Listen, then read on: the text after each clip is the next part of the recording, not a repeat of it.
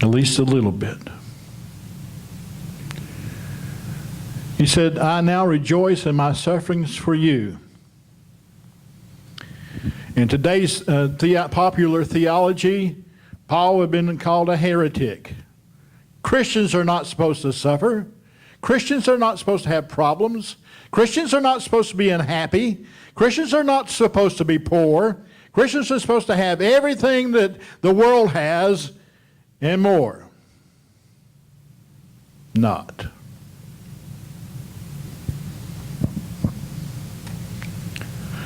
The popular preaching of today, and some of it, and most of it, is simply nothing more than the prosperity message with a new brand on it.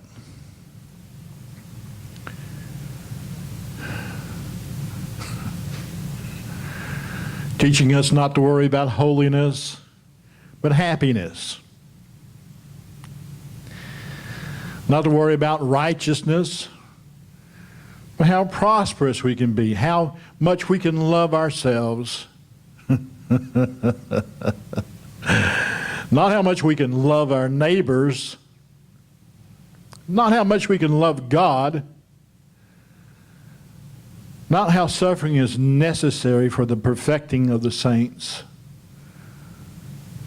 not how all who live godly in Christ Jesus shall suffer persecution.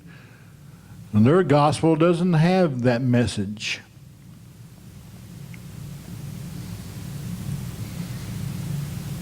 Paul says, I rejoice in my sufferings. Jesus told the disciples that you ought to rejoice when you are persecuted for my name's sake. And if we live for his name, we will be persecuted. We'll face suffering.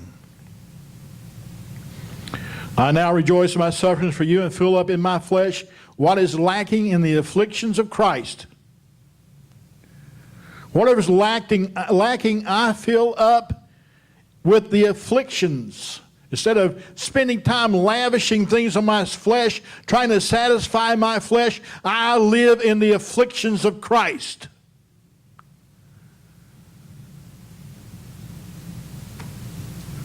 Why?